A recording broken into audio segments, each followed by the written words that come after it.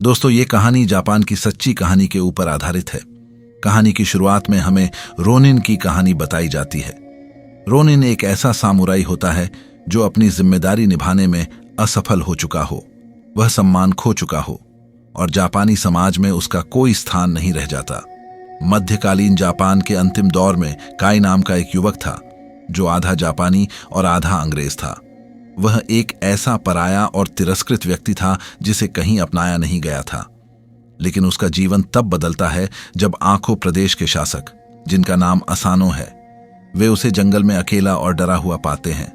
दयालु असानो उसे अपने महल में जगह दे देते हैं और अपने परिवार का हिस्सा बना लेते हैं। वहां कई लोग ये मानते हैं कि काई को जंगल के रहस्यमय और शक्तिशाली राक्षसों ने पाला है और वहीं काई को युद्ध की कला और जंगल की अनजानी शक्तियां सिखाई गई थी। समय बीतता है और काई एक कुशल शिकारी बन जाता है जो जंगल में किसी भी जानवर का पीछा कर सकता है। हाल ही में उसने एक बहुत बड़े जादुई जानवर को हराया जिसने राजा के कई सैनिक मार दिए थे, लेकिन उसके मिश्रित खून और निम्न जाति के कारण सामुराई उसे तिरस्कार की नजर से देखते हैं। फिर भी इन सब कठिनाइयों के बीच काई के दिल में राजा की बेटी, जिसका नाम मिका है, उसके लिए एक गहरा और सच्चा प्रेम जन्म लेता है। काई जानता है कि उसका प्यार असंभव है क्योंकि वो एक नीच कुल का अनाथ है और वो एक रईस की बेटी है। लेकिन फिर भी उसका दिल मिका के लिए धड़कता है और यही भावना उसे आगे बढ़ने की ताकत देती है। कहानी में आगे हम शोगुन तोकुगावा को देखते हैं जो पूरे प्रदेश का राजा था। वो एक दौरे के लिए आखो प्रदेश में आता है और वहां राजा असानो से मिलने आता है। उनका एक मुख्य दरबारी भी उनके साथ आया था जिसका नाम था कीरा। जैसे ही कीरा की नजर राजा की बेटी पर पड़ी तो वह उसकी बेटी को देखकर उस पर मोहित हो जाता है और उसे पाने की लालसा उसके भीतर जन्म लेती है। अपनी ताकत और प्रभाव दिखाने के लिए कीरा एक युद्ध प्रतियोगिता रखवाता है जिसमें उसका सबसे खतरनाक योद्धा, जो कि एक भयानक और अजीब ताकतों से लैस होता है, उसको शोगुन के मनोरंजन के लिए उतारा जाता है। वहीं राजा असानो की ओर से योद्धा चुनने की जिम्मेदारी होती है उनके मुख्य सलाहकार ओइशी पर। आखो की ओर से योद्धा चुना जाता है जिसका नाम था यासुनो। लेकिन ठीक मुकाबले से पहले काई को यासुनो बेसुध हालत में मिलता है और यह काम था मिजुकी नाम की एक खतरनाक जादूगरनी का जो कीरा के लिए काम करती थी। मिजुकी के पास यह शक्ति होती है कि वह किसी भी जानवर का रूप धारण कर सकती है। वह इसी ताकत से राजा असानो के लोगों की जासूसी करती है और उनकी गतिविधियां राजा कीरा तक पहुंचाती है। दरअसल राजा कीरा आखो प्रदेश की जमीन और ताकत को हथियाना चाहता है और यह सब उसी षड्यंत्र का हिस्सा है। काई ने जंगल की रहस्यमयी शक्तियों को जाना है और वो मिजुकी को देखते ही समझ जाता है कि वह एक डायन है और तुरंत जाकर ओइशी को सच बताता है। लेकिन ओइशी उसका मजाक उड़ाते हैं और उसकी बात को गंभीरता से नहीं लेते हैं, वो भी सिर्फ इसलिए कि काई एक नीच कुल से है। काई के भीतर गुस्सा, दर्द और बेबसी का तूफान उठता है क्योंकि वह सच्चाई जानता है लेकिन कोई उसकी बात पर भरोसा नहीं करता। कहानी आगे बढ़ती है और जब योद्धा यासुनो मुकाबले से पहले बेसुध पाया जाता है तो काई चुपचाप उसका कवच पहनकर उसकी जगह लड़ाई में उतरता है। वह जानता है कि अगर कोई नहीं लड़ेगा तो आखो प्रदेश की प्रतिष्ठा खत्म हो जाएगी। काई पूरी ताकत और साहस से भयानक सामुराई का मुकाबला करता है, लेकिन लड़ाई के बीच में उसकी पहचान उजागर हो जाती है। सभी जान जाते हैं कि यासुनो की जगह एक नीच कुल का आदमी लड़ रहा है। यह बात सबको क्रोधित कर देती है। शोगुन गुस्से में आकर आदेश देते हैं कि काई को मौत की सजा दी जाए। लेकिन तभी मिका अपनी आंखों में आंसू लिए शोगुन के सामने हाथ जोड़कर काई के लिए माफी मांगती है। उसकी विनती सुनकर शोगुन अपना मन बदलते हैं और काई को सिर्फ सजा देकर छोड़ने का आदेश देते हैं। लेकिन उस रात एक असली हादसा होता है। मिजुकी, जो एक चालाक और खतरनाक डायन है, अपनी जादुई शक्तियों से राजा असानो को सम्मोहित कर देती है और वह ऐसा भ्रम पैदा करती है कि जैसे कीरा राजा की बेटी के साथ जबरदस्ती कर रहा हो। राजा असानो यह देखकर गुस्से और पागलपन में आकर निर्दोष और निहत्थे कीरा पर हमला कर बैठते हैं। यही राजा कीरा की चाल थी। वह चाहता था कि राजा असानो कोई गलती करे ताकि उसे सजा दिला सके और आखो प्रदेश की सत्ता छीन सके। काई सब कुछ देख रहा होता है लेकिन कर भी क्या सकता है, क्योंकि एक बार फिर उसकी आवाज और चेतावनियों को किसी ने नहीं सुना था।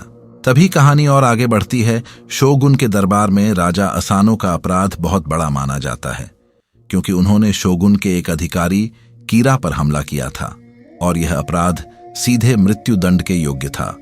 लेकिन राजा शोगुन राजा असानो के सम्मान को ध्यान में रखते हुए उन्हें एक सम्मानजनक आत्महत्या करने की अनुमति देते हैं। राजा असानो अपनी जिंदगी को सम्मान के साथ समाप्त कर लेते हैं, लेकिन यह पल उनकी बेटी मिका और उनके वफादार योद्धाओं के लिए टूटने जैसा होता है। तभी राजा शोगुन आगे ऐलान करता है कि आखो प्रदेश की जमीन और सत्ता अब राजा कीरा को सौंप दी जाती है। यही कीरा की योजना थी और अब वह विजयी होता है। साथ ही ओइशी और उसके सभी योद्धाओं को रोनिन घोषित कर दिया जाता है, यानी अब वे बेघर बिना स्वामी के भटके हुए योद्धा हैं, जिनका न समाज में सम्मान है न ही अधिकार है। उसी क्षण कीरा राजा की बेटी से शादी की मांग करता है ताकि वह पूरी तरह से आखो प्रदेश पर अपना राज्य कर सके, लेकिन राजा शोगुन उसे रोकते हैं और मिका को अपने पिता का शोक मनाने के लिए 1 वर्ष का समय देते हैं। साथ ही यह आदेश भी देते हैं कि आंखों के ये रोनिन कोई भी बदला नहीं लेंगे। लेकिन कीरा जानता है कि उनके दिलों में आग है, इसलिए वह ओइशी को एक गहरे गड्ढे में कैद कर देता है, खुले आसमान के नीचे, ताकि उसकी आत्मा टूट जाए, उसका हौसला मर जाए और वह कभी प्रतिशोध का नाम तक ना ले सके। कहानी अब दर्द, अपमान और दबे हुए बदले की ओर बढ़ रही है। कहानी में लगभग 1 साल बीत चुका है। ओइशी, जिसे राजा कीरा ने अपमानित करके गड्ढे में कैद कर रखा था, अब आखिरकार उसको रिहा कर दिया जाता है। यही सोचकर शायद अब वो सब कुछ भूल गया होगा। वो टूटा तो जरूर होता है, लेकिन उसके भीतर का प्रतिशोध अब और भी तेज हो चुका होता है। रिहाई के बाद ओइशी अपने परिवार से मिलते हैं और फिर अपने बेटे चिकारा से कहते हैं, अब समय आ गया है, हम सबको एक काम करना होगा। हमें सभी योद्धाओं को वापस इकट्ठा करना होगा और काई को भी वापस लाना होगा।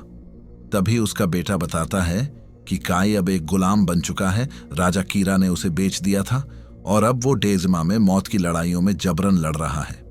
ओइशी हर खतरे को पार करते हुए काई को वहां ढूंढ निकालते हैं। कुछ लोग उन्हें पकड़ने के लिए उनका पीछा करते हैं, लेकिन वे वहां से भाग जाते हैं। काई की हालत खराब है, लेकिन उसकी आंखों में अब भी अग्नि और विश्वास बाकी है। ओइशी का आना उसके लिए उम्मीद की रोशनी बन जाता है। अगले दिन वे कुछ पुराने रोनिनों को फिर से इकट्ठा कर लेते हैं, तो उनके लिए अगली चुनौती होती है हथियार। दरअसल उन्हें लड़ने के लिए तलवारें और अस्त्र चाहिए थे जो उनके पास नहीं थे, और इसके लिए काई उन्हें तेनगु वन में ले जाता है, वही रहस्यमय और भूतिया जंगल जहां काई का बचपन बीता था और जहां से वह कभी मुश्किल से भागकर बचा था। वन के बीच एक तेनगु मंदिर है जो एक रहस्यमयी शक्तिशाली जगह थी। काई ओइशी को सख्त हिदायत देता है, मंदिर के अंदर अपनी तलवार कभी मत निकालना, चाहे जो हो जाए। ओइशी चुपचाप सिर हिलाते हैं। काई अकेले आगे बढ़ता है अंधेरे कमरे की ओर, जहां उसका पुराना गुरु तेनगु मास्टर उसका इंतजार कर रहा होता है। अब समय है खाई के पुराने डर, अधूरी ट्रेनिंग और भीतर के युद्ध का सामना करने का। यह कोई सामान्य लड़ाई नहीं होती, बल्कि इच्छा शक्ति और आत्मा की परीक्षा होती है। उधर बाहर ओइशी और उनके साथी रोनिन देखते हैं कि तेनगु जैसे भयानक प्राणी उन पर टूट पड़ते हैं। उनके कई साथी बुरी तरह घायल हो जाते हैं। ऐसा लगता है जैसे वे सब मारे जा रहे हैं। लेकिन ओइशी को काई की बात याद आती है, कभी अपनी तलवार मत निकालना। ओइशी संयम बनाए रखते हैं, और जैसे ही काई अपने आध्यात्मिक युद्ध में जीत हासिल करता है, सारा भ्रम टूट जाता है। असल में यह सब तेनगु की एक परीक्षा थी कि कौन अपने डर और गुस्से पर काबू रख सकता है। तेनगु अब काई और रोनिनों को विशेष तलवारें देते हैं जो रहस्यमयी शक्ति से भरी हुई थी, जो सिर्फ सम्मान और साहस से चलती है। अब समय आ गया है कीरा से टकराने का। तभी अगले दिन प्लान बनता है। कीरा जल्द ही एक पवित्र मंदिर की यात्रा पर निकलेगा, अपनी और मिका की शादी के लिए आशीर्वाद लेने। रोनिन इस मौके पर हमला करने की योजना बनाते हैं, लेकिन जैसे ही वे उन पर हमला करने वहां पर पहुंचते हैं तो यह यात्रा एक जाल साबित होती है। कीरा पहले से तैयार बैठा होता है। उसके साथ होती है मिजुकी, वही चालाक जादूगरनी, और वो भयानक सामुराई जो मौत का दूसरा नाम है। भयंकर युद्ध छिड़ जाता है। कई रोनिन मारे जाते हैं, उनके बलिदान आसमान चीरने लगते हैं। मिजुकी, जो समझती है कि उसने सभी रोनिनों को खत्म कर दिया है, ओइशी की तलवार उठाकर गर्व से प्रभु कीरा को भेंट करती है, जैसे किसी युद्ध में बड़ी जीत मिली हो। बाद में मिजुकी मिका से मिलने जाती है। वह उसे बताती है कि काई और सभी रोनिन मर चुके हैं। वह मिका का मन तोड़ना चाहती है, उसे हताशा और आत्महत्या की ओर धकेलना चाहती है, लेकिन वह नहीं जानती कि सच्ची आग दिल में जलती है और कुछ रोनिन अब भी जिंदा हैं और वापस लौटेंगे। तभी कहानी में आगे भीषण हमले के बाद भी कुछ रोनिन अब भी जिंदा होते हैं, जिनमें ओइशी और काई सबसे आगे होते हैं। अपने गिरे हुए साथियों के बलिदान को याद करके वे शपथ लेते हैं कि यह लड़ाई अब खत्म नहीं होगी और अब वे न्याय लेकर ही रुकेंगे। तभी उन्हें मदद मिलती है घूमते हुए कलाकारों के एक समूह से, जो राजा कीरा की शादी के लिए नाच गाना करने जा रहे थे, लेकिन वे अब भी राजा असानो की स्मृति और सम्मान को दिल से मानते हैं। इन्हीं कलाकारों की मदद से काई और ओइशी चुपचाप कीरा और मिका की शादी समारोह में घुसपैठ कर लेते हैं। अंदर से काई मिका को भागने का मौका देता है और उसी समय दीवारों पर से रोनिनों का हमला शुरू हो जाता है।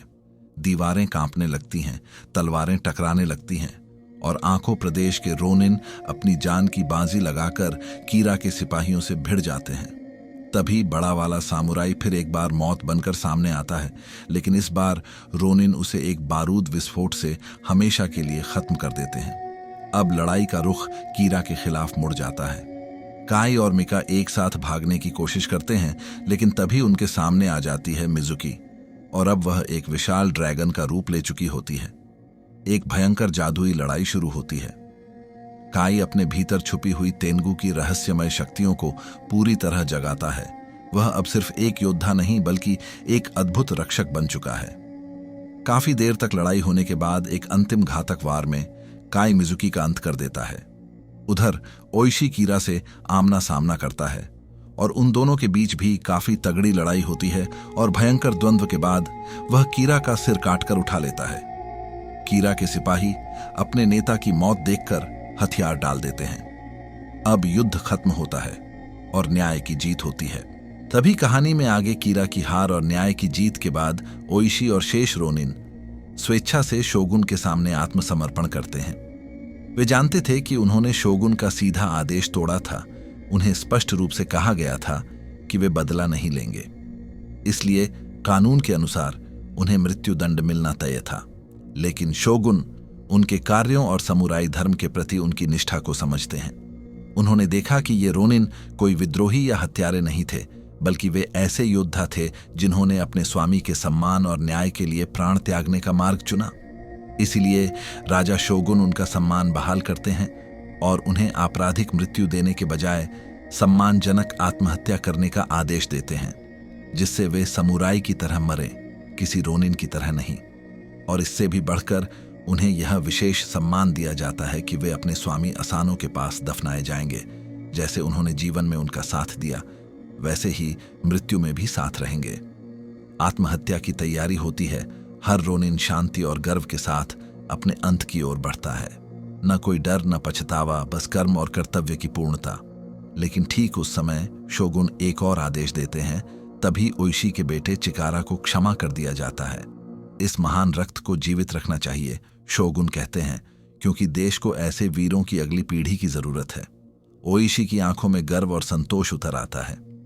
बाकी सभी रोनिन गौरव के साथ आत्महत्या करते हैं और मृत्यु को गले लगाते हैं, क्योंकि अब वे सम्मान के साथ मर रहे हैं, इतिहास में अमर बनने के लिए।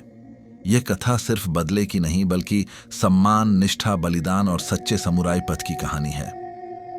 47 रोनिनों की यह गाथा हमेशा के लिए जापान के इतिहास में साहस और वफादारी की मिसाल बन गई।